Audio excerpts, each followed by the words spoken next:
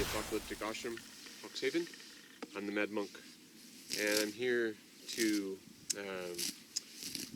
demonstrate how I like to mow the grass, right? Because I've got a lot of little areas that need to be tended to, and so what I do is I sit here and I focus on what I want to achieve in my life, right?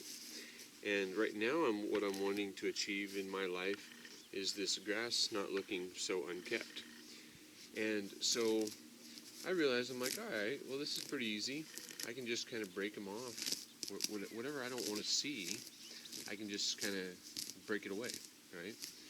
And if I do it in a way that I'm centering myself, I'm sitting here, I'm comfortable, and I'm just doing what I can do from where I'm at, right? And then I realized, I'm like, wow, before I sat down, all this grass right here wasn't the way I wanted it to be. But now that I've been sitting here and plucking it a little bit, it's more the way I want it to be. It's looking better. It's getting spread out a little bit, putting some nutrients and some shade where it could use it. I just filled this in with some mulch the other day. When I'm doing this, I'm also focusing on my breath. I'm breathing in through my nose, and I'm filling up my lower diaphragm into my chest, and then I'm breathing out of my mouth. And so when I do that, I'm being very aware of right now, because I'm trying to control everything that I can control right now about me, because that's the only thing I can control is me. I tried to control this cat one time. I said, hey, don't do that, and it told me basically to get bent, and I'm like, well, all right, whatever. And it's like, well, hey, you don't tell me what to do. And I'm like, hey, you know what? You're right. It's a big enough job for me to be me. So I've learned how to be me the best way I know how. So one of the things, we realize is sometimes things are right underneath our nose, and we don't even know it needs to be cleaned up, right? So we do that, and we throw the stuff that we don't want to step on out where we ain't going to step on it. So we're creating our environment the way we want it to be. I want it to be comfortable and abundant, and I get to choose everything about my environment. So I might as well do it the best way I like it. And then we realize, so I'm sitting here, and I've trimmed up a lot of the stuff that I can see that needs to be done while we're talking. And then I'm realizing that, if I stay in my center, I'm going to see how big of an area that I can engage. So maybe I'll go to a plank, and I'm going to pull stuff that is somewhere that was beyond my reach before, but because I'm going out a little bit harder, I'm pushing myself. I'm expanding my boundaries.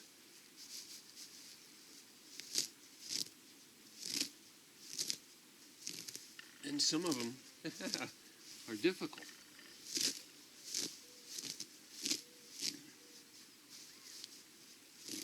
But you switch back and forth.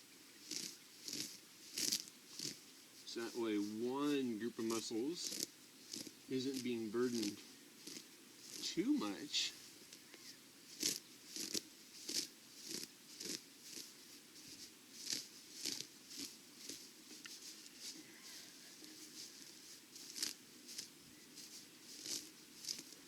And I'm remembering to breathe and relax. So when I'm relaxing, I might stretch, right? Because if I'm going to relax, I can stretch and I can gain in ways that if I'm just relaxing and doing nothing, there's not as much of a benefit. So I'm just going to keep breathing until what is uncomfortable right now becomes comfortable.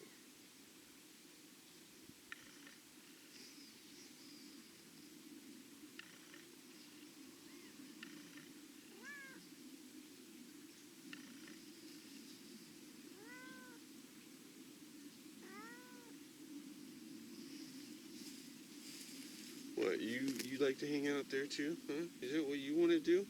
Is that what you want to do, huh? You want to do that? You want to do that, huh? So the other thing that could be done is you can play with the cat, because the cat can, I'd like to train the cats to do this for me, but they're not very good at that. They're like, no, it's all right. It's all right. Huh.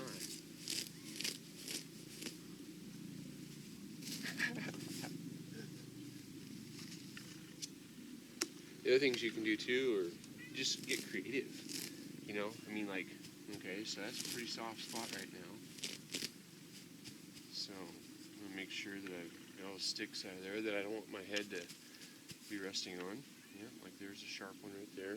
Nothing I want to walk barefoot on either. So now if I go like this and I bridge,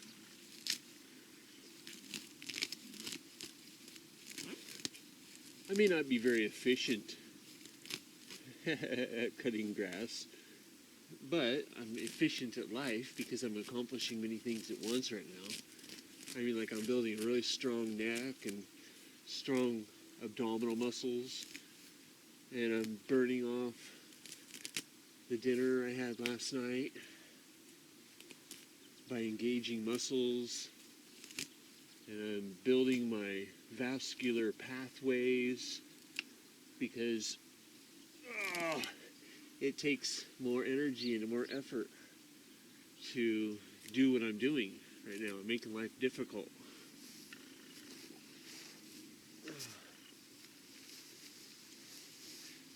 But life doesn't always have to be difficult. Oh, but I'm losing all my money. Oh, wow. All right. And so sometimes we're just resting. We're back on our laurels. I'm just resting on my leg right now.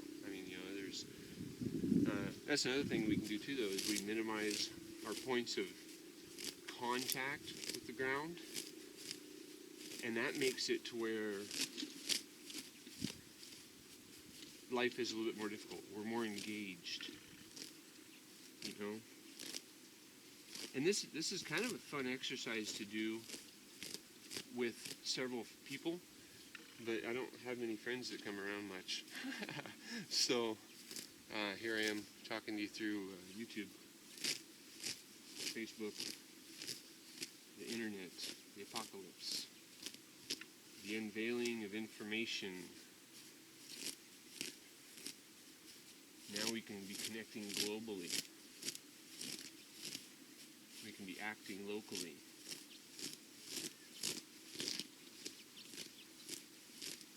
See, I call this goat yoga too, because you kind of feel like a goat.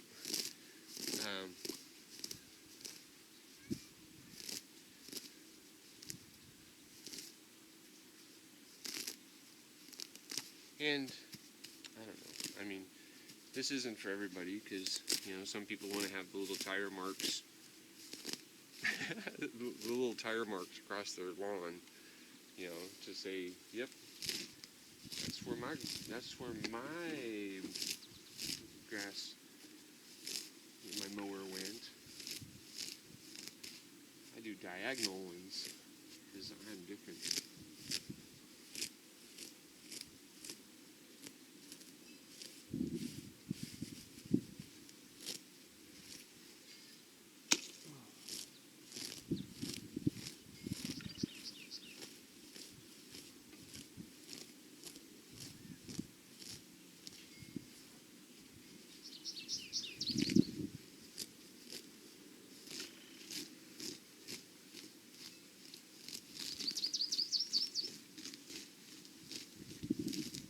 twisting exercises, to do torsional, reaching over and back. And when you do it one way, you want to do it the other way too. But engaging, bringing yourself back here, focusing on that breath, bringing it all the way into your abdominals. This is a way that we engage our bodies and our mind in everything we do in life. So it's like, I tried to learn meditation, but I kept falling asleep. And then I was trying to learn yoga, but I could never make it to class in time. And some of those moves were really hard. So, but then I met a happy monk. And the happy monk says, "Oh, no problem. I teach you yoga, I teach you meditation, no problem." And so we went out and we just started working in the garden. And I was like, I feel like Danielson on this, what's going on? He said, what do you mean by that? I said, well, I just feel like I'm doing all your yard work. And he says, no, he says, you're learning meditation and yoga. I said, I don't know that. I don't know. Maybe I've been drinking too much Mountain Dew and Coors Light. What do you mean by this?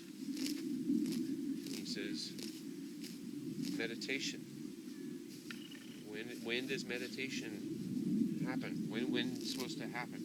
I said, oh, well, as soon as you get up in the morning and when you go to bed at nighttime. He says, okay, yeah, that's the minimum time. So, like, if you have to breathe every 5 minutes or you die, you should breathe every 5 minutes, right? Or you breathe right now, and right now, and right now, and right now. I said, well, I guess it's better to just keep breathing. He says, yes.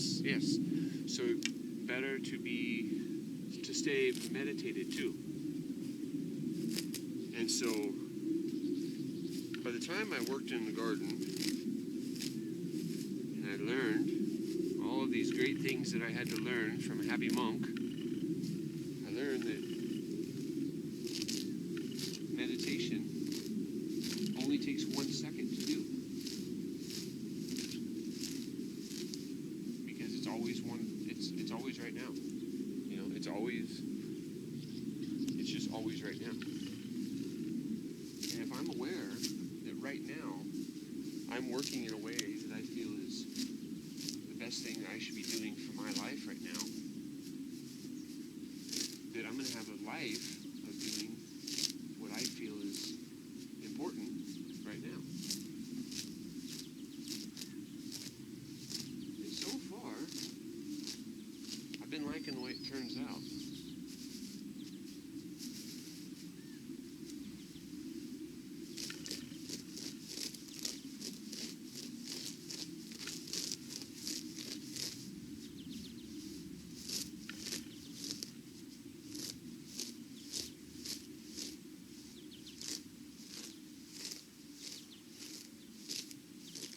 I'm stretching out my lower back. I'm pushing my torso into the ground, into it. So I'm pulling my shoulders back. I'm staying engaged as much of my body as I can with what I'm doing. And then I'm stretching. I'm building a pathway of what I want this to look like. And sometimes there's like these little purple flowers here, and so if you bring the mower in, the mower doesn't care if it's a cool looking little purple flower. It just mows it down. But now, if somebody comes and they want to sit here, there's little flowers, because I've chose what goes and what stays in my space.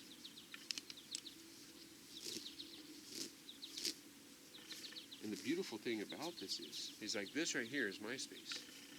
But the world is a really big place. And so everybody could have their space that they get to make how they want to make it.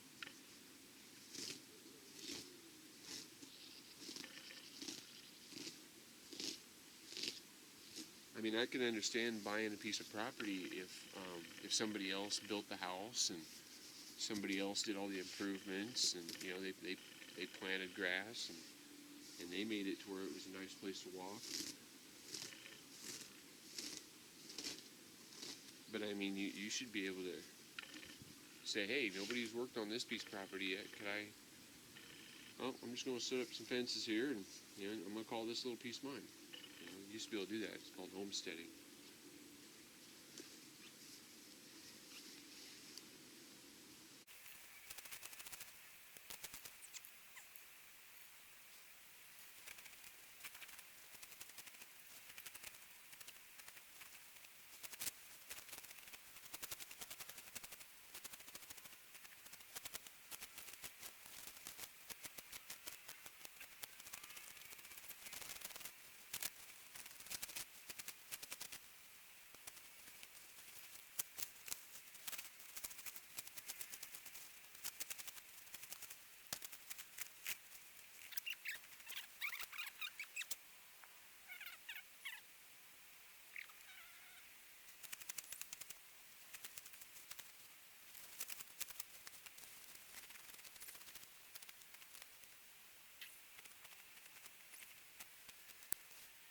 All right, so it looks like somebody went through a cut rate barber shop, but I like it, and it's my space, so that's all that matters.